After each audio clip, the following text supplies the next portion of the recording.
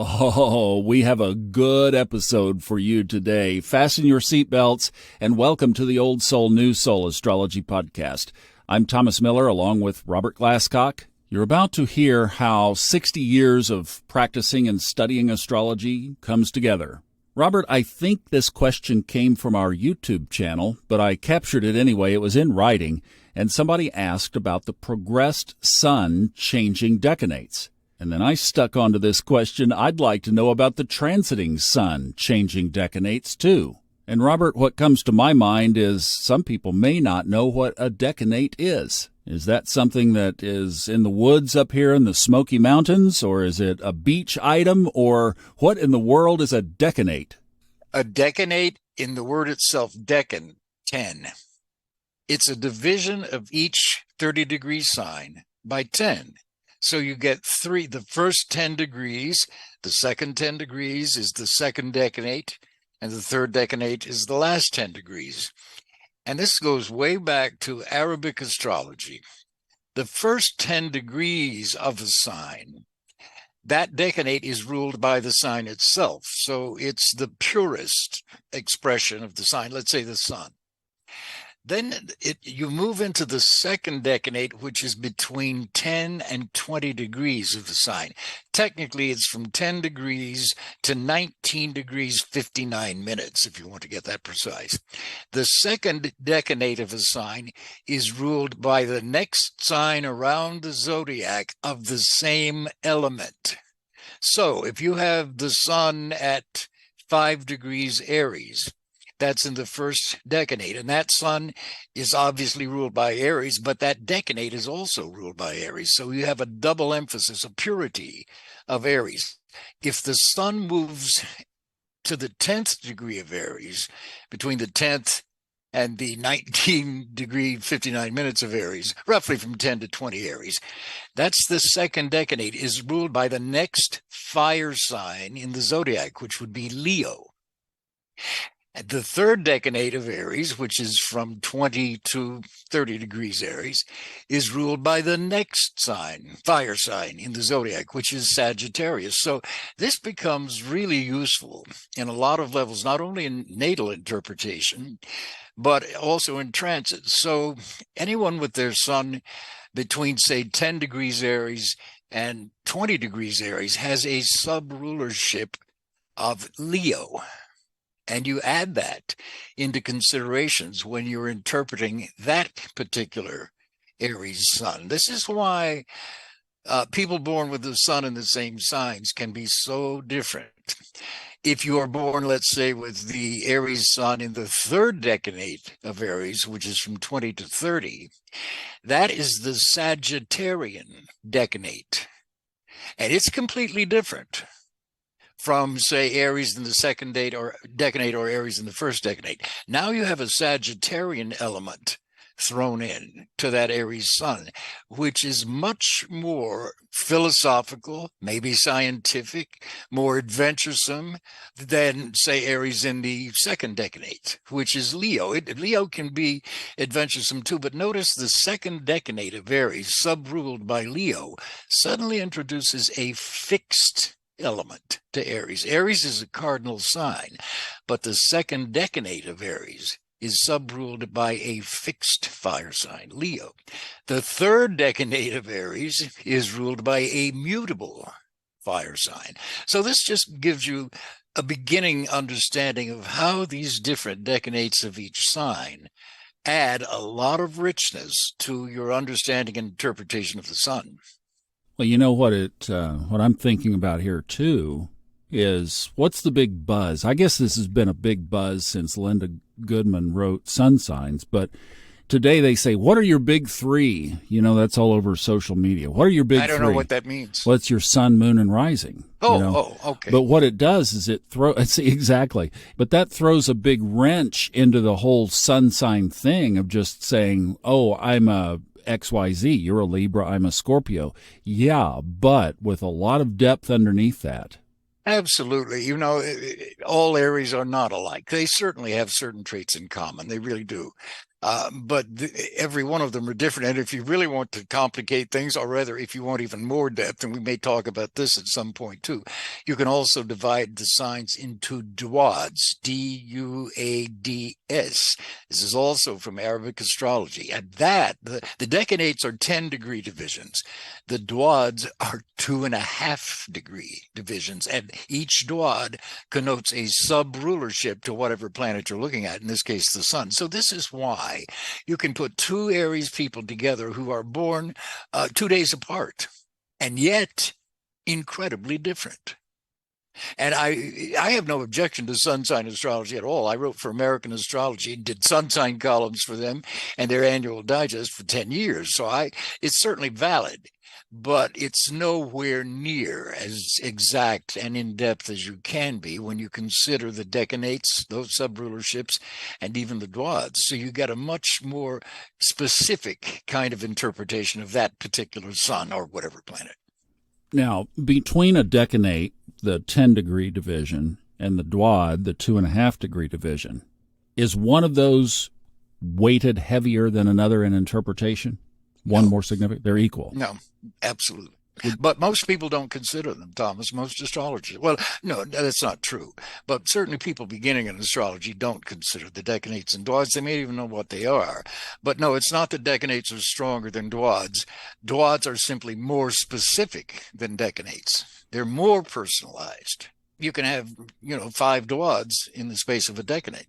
Right. Roughly. How do you determine which duad you are in?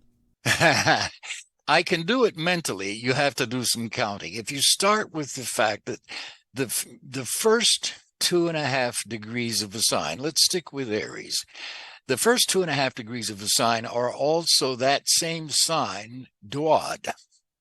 So the first 2.5 degrees of Aries is also the first duad of Aries. The second duad of Aries begins at 2.5 Aries to 5 Aries. And that is simply the next sign in the zodiac, Taurus. So the second duad of Aries, between 2.5 and 5 degrees Aries, look at the difference here, Thomas. You suddenly now have a Taurus sub-rulership of that Aries sign, fixed. It is completely different than someone born just 2 days before with their sun in Aries. The third decanate of the sign is ruled by the next sign in the zodiac. So the third decanate, the third duad of Aries is ruled by the next sign, which would be Gemini. And the fourth duad would be ruled by Cancer. So now you get into the fourth duad of Aries, let's say, with a Cancerian sub-rulership. That is conflicted. That duad is a water sign, an emotional sign, but it's in a fire sign. So the sub-rulership of that degree, that duad of Aries, the sub-rulership is suddenly Taurus. That Aries is going to be a lot more steady and stable and maybe not necessarily reliable, but dependable than any other duad of Aries. Maybe Scorpio, the Scorpio. So that's how you have to mentally. Now, here's what I do, Thomas, for a shortcut. Knowing that if someone has their sun, let's say, at 15 degrees Aries, I know that if you start with 10 degrees Aries, that duad, 10 to 12.5, is subruled by Leo. 12.5 to 15 Aries is subruled by the Virgo duad. 15 to 17.5 degrees Aries is ruled by the Libra duad. So it's each 2.5 degree duad division is just simply ruled by the next sign in the zodiac, if that makes sense. Yeah, that does. I hope people understand that, what we were just saying. So the decanates, that's the 10-degree division, and that basically stays within the element. And then the duad, the difference there is the duads go from just one sign to the next to the next. Okay, now let's go back to our listener question. So he asked the progressed sun changing decanates. I think what let's do, if you don't mind, talk a little bit more about how we interpret this natally. You already did. You mentioned that it is ruled by a completely different sign and a completely different quality, cardinal, fixed, mutable. Give us some more tips on how we would interpret it natally, And then also let's talk about progressions, which for you is solar arcs. And then if you don't mind, let's talk about transits as well. Natally, it's wonderful. Let me just cut to the quick chase. My own sun, which is at 8 degrees Libra. That's the first decanate of Libra. So I'm a double Libra as far as the decanates go. But start counting the Duads, and you have to do it mentally. The first 2.5 degrees of Libra are ruled by Libra. From 2.5 to 5 Libra is ruled by Scorpio. From 5 to 7.5 Libra is ruled by Sagittarius. From 7.5 to 10 degrees Libra is ruled by Capricorn. That's my sun. Now, it's ruled by Capricorn, and the subruler of the ruler of that sign is Saturn. Saturn is exalted in Libra. So I have a Capricorn duad of my Libra sun. Natally, you bet I'm sociable, charming, and all of that Libra stuff. And of course, incredibly good looking. Not necessarily true at all, but I do have all these Libra traits, except underneath it, I am a Capricorn Libra. Well, I happen to have Capricorn rising. So these duads, Thomas, natally, my Libra sun is in the Capricorn duad. So whatever house in my chart is ruled by Capricorn is thus incorporated into my sun reading. In my chart, that's my first house, my ascendant, my chart ruler, my whole life at the ascendant. I have Capricorn rising. So in my chart, natally, at Capricorn squares Libra, as you know, a square is an aspect of conflict and frustration that is meant to frustrate you enough that you will do something about it. You will take action. So I have a Capricorn duad of my Libra sun. There's innate square in that. And believe me, it echoes in my life, conflict between, say, what my parents wanted me to be versus what I wanted to be. Capricorn is an ambitious sign. Libra is too. The cardinal signs tend to be. But Libra alone, this didn't apply to me, of course, can be lazy, pleasure-seeking, kind of just trying to glide through life as charmingly and easily as it can get by with. I found out I couldn't do that because I'm too ambitious. I did not want to be like my family. I didn't want to go into the careers that they hoped I would go into. So my challenge in life, just inherently in that sun, is I will probably go my own way at maybe some cost of family relationships. Not only that, my sun is in my 9th house. Where will I do all this? Far away. I got out of my place of birth as soon as I could. At 20 years old, I said, goodbye. I'm living in Los Angeles. It's been wonderful, and thanks for everything. And that's where I lived, in Los Angeles, for the next 30 years. And that's, of course, where I got into astrology and philosophy and writing for television, all that 9th house. So do you begin to see the depth that you could pull? Oh, my goodness. You know, it makes me wonder in your chart when you said way back that you picked up that A to Z astrology delineator and you said, oh, my gosh, I have a horrible chart. Is that some of what you were seeing back then? Well, yes. And you know that those books in those days and many astrology books today, but especially back then, that book originally was written in the late 20s, I believe. I got the whatever edition. But they were all written fairly fatalistically. And when I first looked at my chart and saw this grand cross involving my ascendant, Saturn on the descendant, Saturn square, my sun-moon opposition, all in cardinal signs there, I thought, well, the old books made it sound terrible. And I remember right away thinking, this is awful, especially for love and marriage, which, of course, being a Libra, I was beginning to get interested in around the 4th grade. And so I thought, can I do anything about this? Well, yeah, it turns out a grand cross or a T-square, for example, is one of the aspects of ambition. Now, some people will have a T-square or grand cross and won't be ambitious because they haven't figured it out yet. I figured it out pretty early, and you have to. That got me to Los Angeles. And that's where astrology found me. Everybody's heard that story in that bookshop on Hollywood. But if I had not relocated at age 20 to Los Angeles, we wouldn't be having this conversation today. I probably wouldn't be alive, to tell you the truth, without astrology. So it's fascinating to get this kind of depth. Oh, yeah, truly, absolutely, especially when you tie it all together over the course of your lifetime. Now, let's go to, as he was talking about, the progressions. So you have secondary progressions, and then you also have solar arc. So let's see what the sun does as it moves very slowly, especially in solar arcs, from one position to another, 1 degree per year. Progressions in solar arcs really are symbolically about the evolution of each planet. I used progressions when I started out as well. And then I think through probably Noel Teal.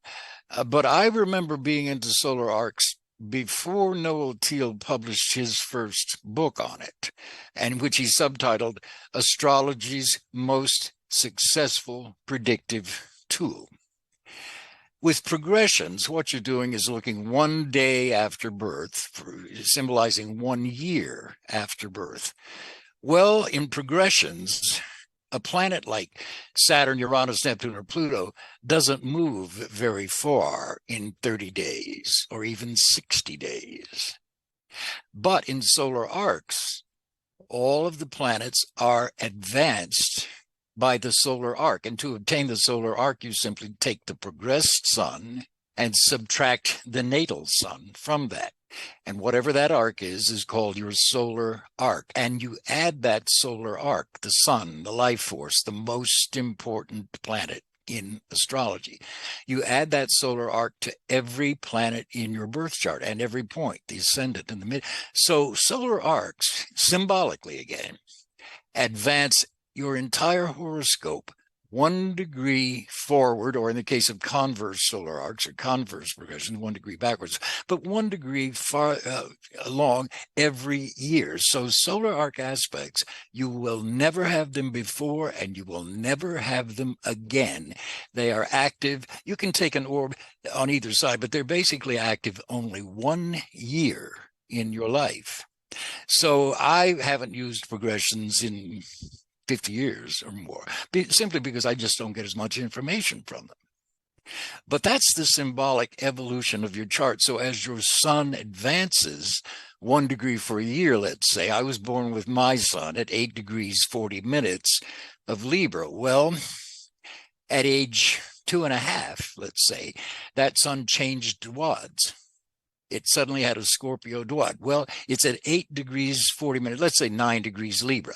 At age 21, my sun went into Scorpio. That's the year I moved to Los Angeles and changed my life. And it stayed in Scorpio for the next 30 years, you see. And then it changed and went into Sag. That's the year that I moved from Los Angeles after 30 years back to Arkansas, primarily because I thought that my mother and stepmother were likely to die in about 3 years. And I thought, well, gee, do you want to be there for that? And of course I did. And some other things that my television writing career was coming to. And all of this, look at the consistency of this. The year that my solar arc sun, which had been in Scorpio for 30 years in Los Angeles, now went into Sagittarius. And once again, long distance move, relocation. And you can do that with each planet. So each planet, you follow it by solar arcs, and you can see where you started out natally, and you never lose your natal planets. But my sun in Libra for 30 years, starting at age 20, suddenly had a whole scorpionic subtext to it. And then beginning at age 50, 51, boom, it entered Sagittarius. So now my Libra sun has a Sagittarius sub-element for the next 30 years. And notice that Sagittarius sign is harmonious with my Libra sun at birth. Now, I don't know if this is getting too confusing. I hope not. Well, it shows how it unfolded in your life. How would somebody look at this relative to their own life, and especially if they're not quite as proficient at synthesizing these things as you are?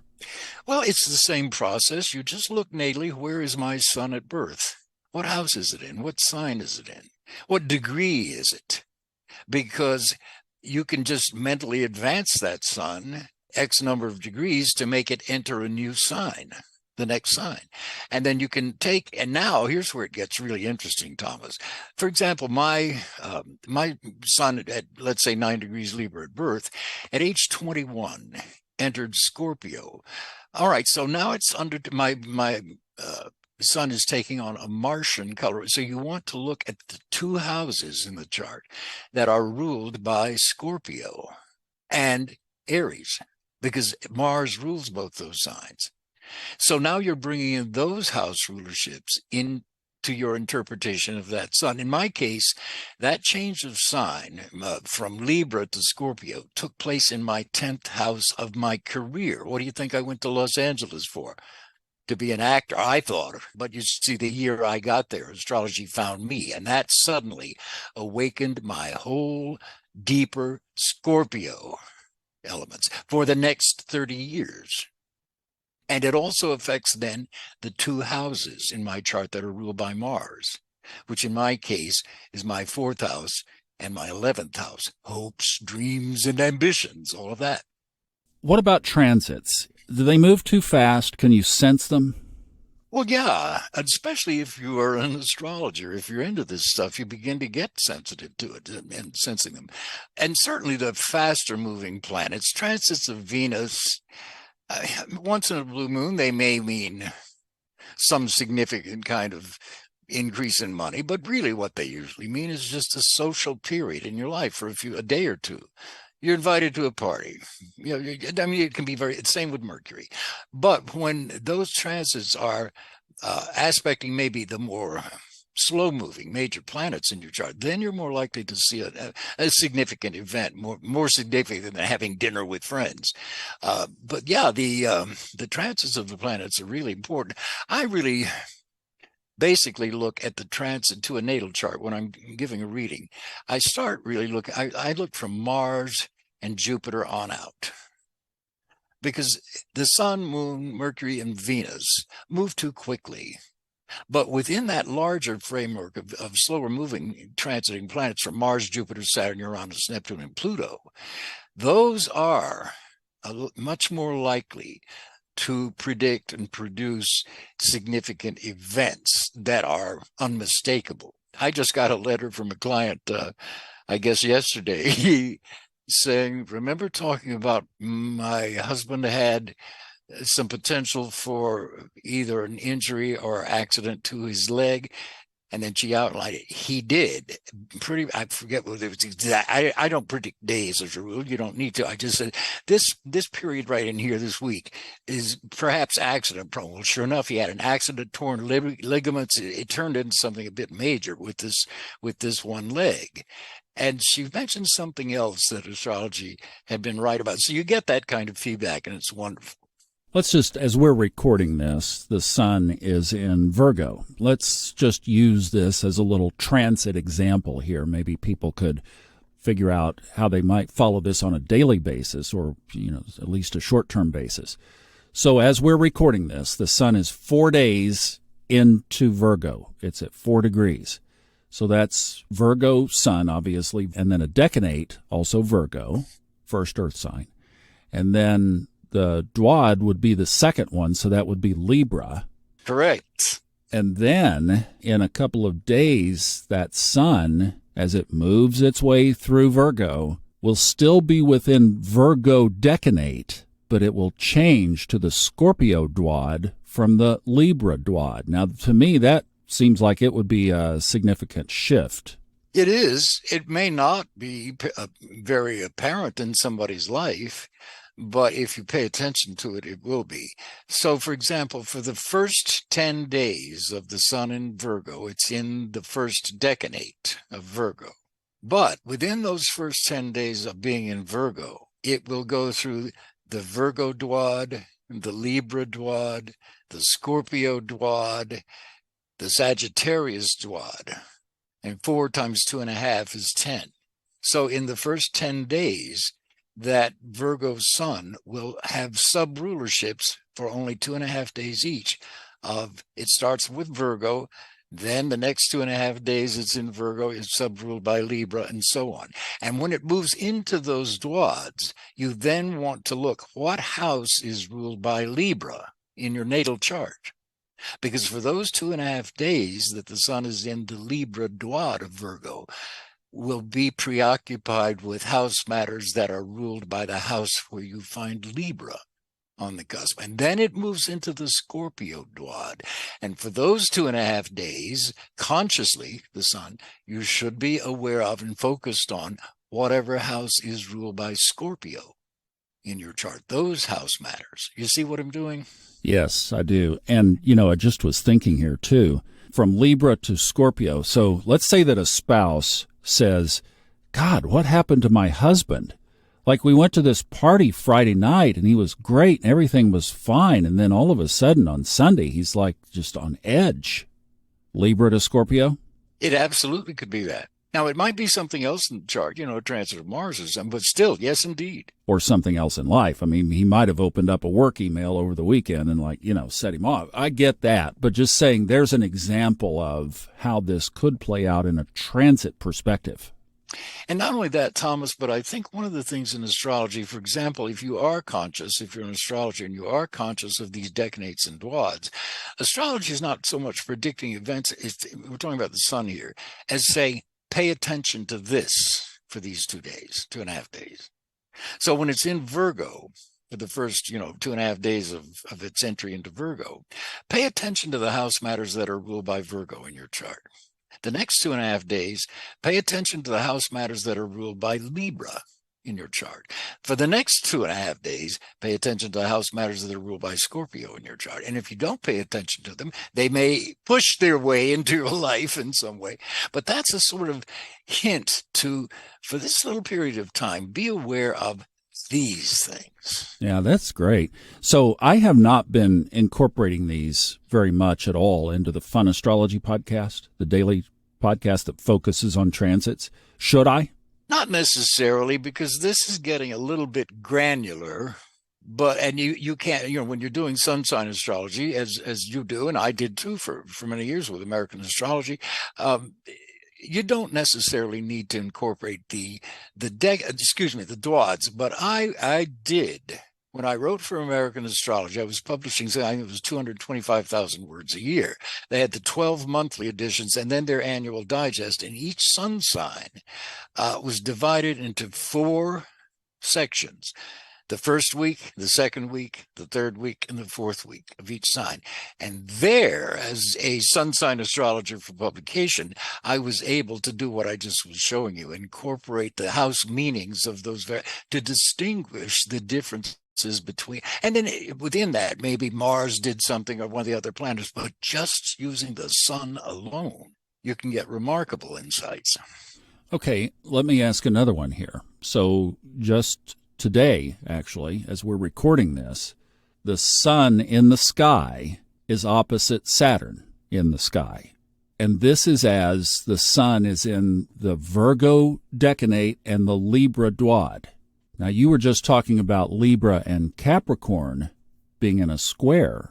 Is that something you could extrude into this, of looking at Saturn's rulers of Capricorn and Aquarius and even applying that to what that energy might be today? Yes, you can. First of all, the sun opposite Saturn at this degree of Virgo, that's the most important thing to look at.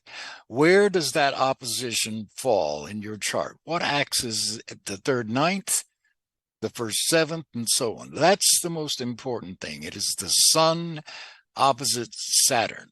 So you want to be hyper aware of taking care of business. There's some important things, discussions, maybe even dealing with authority figures, maybe dealing with important papers, maybe some important issues at work transitions at work, transitions in your job or career. Maybe the company is being bought or sold. Maybe it's acquiring a new company. Those sorts of serious issues, depending on the house aspect. If it's angular, that Sun-Saturn opposition may involve your parents or grandparents or your home, your family, and so on. But then you take into the account, then you can begin to get granular. And today it's in what Duad did you say? 4. Well, it's in the Libra Duad. Libra. All right. And we know that Saturn is exalted in Libra. So here's the sun in Virgo of details. Pay attention to all these little nagging but very necessary details you have to handle. And boy, have I just been through it. I don't need to share all this, but very important papers. Let's just call this what it is. Identity theft. That's what just happened to me. You got hit. Yeah. A little bit of Saturn in there. A little bit. And it's across my 3rd, 9th axis. Wow. Legal and details. That's how specific this is in my chart. Boy, I hope you guys have enjoyed this. Hasn't this been fascinating? Thank you, Robert. This was cool. I would have loved to have gotten to the moon, but let's roll that to another episode. Maybe we can do this with lunar effects as well. That would be great. Well, you can see why he is now getting booked pretty regularly out there. So if you'd like to get on his calendar for a reading, go to the show notes. There's a link there you can click directly. The other thing is we now have some products. We have coffee mugs and what else? T-shirts, journals, all kinds of wonderful things.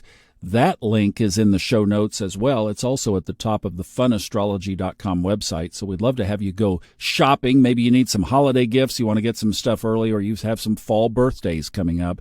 It's a Libra or a Scorpio or a Sagittarius of your own. Well, jump ahead of it. We've got some cool stuff with astrology themes and podcast themes in there that you might enjoy.